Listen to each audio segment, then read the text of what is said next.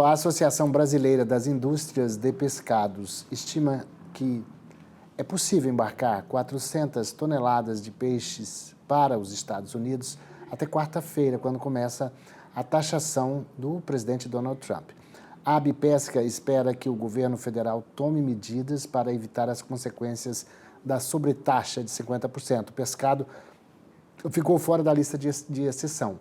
E a gente vai falar sobre esse assunto agora com o diretor executivo da Abipesca, o Jairo Gundi, que está com a gente aqui. Jairo, obrigado por ter se juntado a gente. Enfim, eu tive com o Eduardo Lobo esses dias aqui, ele me contando que 70% do pescado brasileiro vai para os Estados Unidos. E que isso representa pouco para os americanos, mas representa muito para a gente, aqui no Brasil, para os pescadores, né? Bom dia. Bom dia, Valteno. Bom dia a todos que nos acompanham mais uma vez aqui no AgroMais. Aqui sempre um canal importante para a gente estar falando da melhor proteína que existe no planeta, mais saudável, mais sustentável. Às vezes com notícias boas, mas hoje com essa notícia ruim aí, onde nós somos duramente atingidos por essa medida americana. Como bem colocado, 70% daquilo que nós exportamos é direcionado ao mercado americano, e com essa taxação nós temos o nosso produto inviabilizado na distribuição naquele mercado. Repare que os nossos principais concorrentes, os caribenhos e os asiáticos, ficaram com a taxa muito menor que a gente, né? 15%, 14%, 10%, outros 17%, e a gente com 50%. É impraticável para que nossos parceiros comerciais lá nos Estados Unidos consigam absorver a nossa produção e fazer essa distribuição naquele mercado. Ainda que nosso produto tenha mais qualidade, essa diferença de preço ela é injustificável no ponto comercial. Isso é que tá. Quando a gente tem, por exemplo, uma dependência americana maior do nosso produto, a gente senta e consegue conversar, como é o caso do café, talvez carne, mas carne nem tanto, mas o café, suco de laranja, é uma sentada diferente.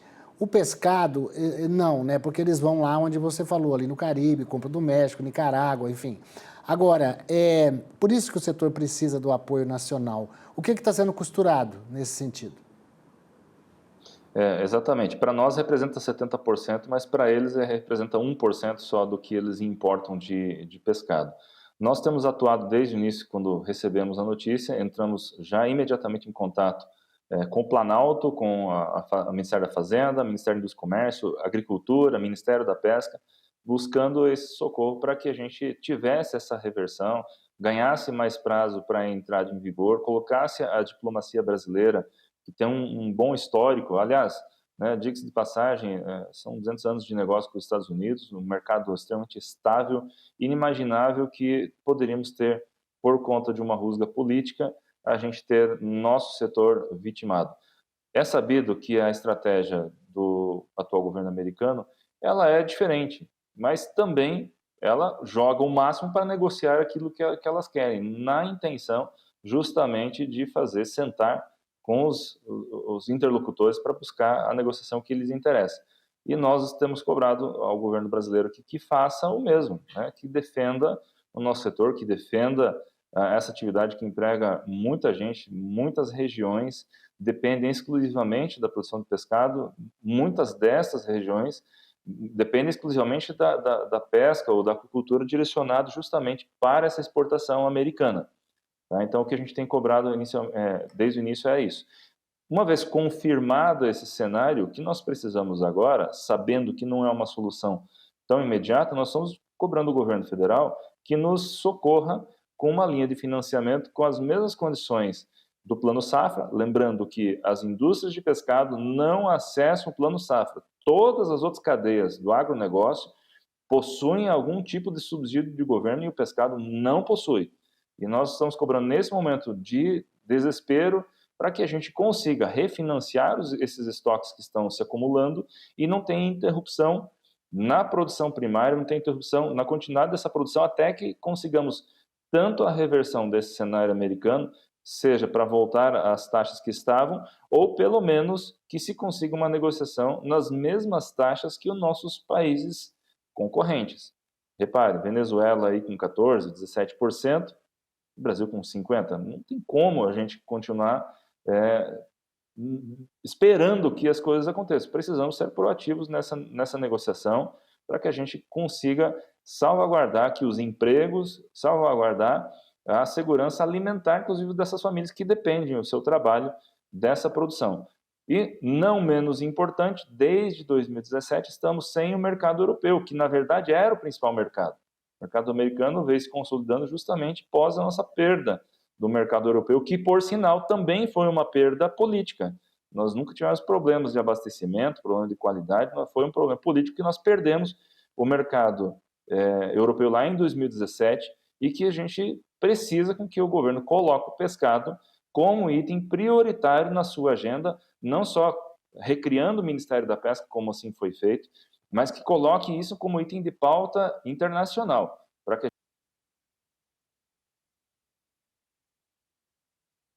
Cadê o Jairo? Parece que deu uma essa congelada aí. competitividade.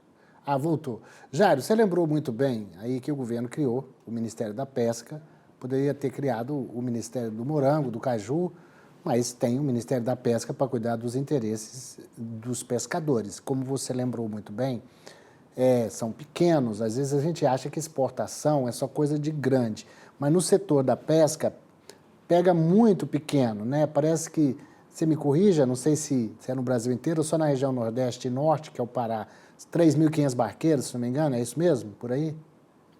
Valteno, é exatamente isso. Nós temos 27 mil embarcações, das quais 98% são de pesca artesanal no Brasil. Tá?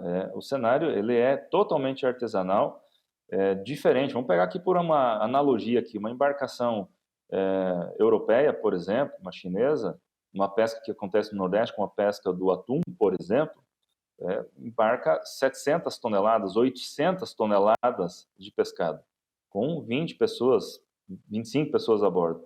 Aqui no Brasil, nossas embarcações trazem 8, 10, 12 toneladas, embarcando 6, 7 pessoas. Ou seja, para a produção da mesma tonelada, nós temos muito mais pessoas envolvidas aqui. A amplitude social da pesca, ela é muito importante e também, por ser artesanal, ser de pequena escala, esse pescado também acaba tendo um cuidado diferenciado, né? Como, por exemplo, o caso da lagosta, que nós exportamos, inclusive, ela viva, tamanha qualidade que nós temos. A lagosta é mais emblemática, é o item número 1 dos volumes, né, dos valores da nossa exportação e ela totalmente direcionada para exportação e totalmente artesanal. São 2.800 embarcações jangadas, né, que operam nessa atividade que, se não tiver essa reversão americana e não conseguirmos reaver o mercado europeu, não há onde colocar esse produto. Deixa eu te perguntar, eu abri essa notícia com você dizendo de que tem algumas toneladas de peixe embarcando, porque, ou indo a caminho dos Estados Unidos, quando você embarca ainda sem a entrada em vigor, que é dia 6, aí o comprador ainda recebe sem essa sobretaxa? Então, Valteno, estudando o documento americano, com nossa equipe aqui na Bipesca, o cenário é um pouco mais complexo. Tá? O que está seguindo o fluxo ainda é do peixe fresco, porque é um jogo rápido, chegou lá já está sendo distribuído. Agora, a regra americana, que foi publicada no dia 30, coloca 7 dias de entrada em vigor, portanto, dia 6 de agosto, e ela se aplica à venda, não a só à chegada. Então, se algum distribuidor lá tiver a mercadoria recebida de 2, 3 meses atrás, mas for comercializada após essa data, já estará nessa taxação. Né? O modelo de pagamento lá é pelo IVA, é pela venda, então o cenário é um pouco mais agressivo ainda, não é só fazer o container chegar lá antes do dia, é estar vendido, distribuído já no dia 6.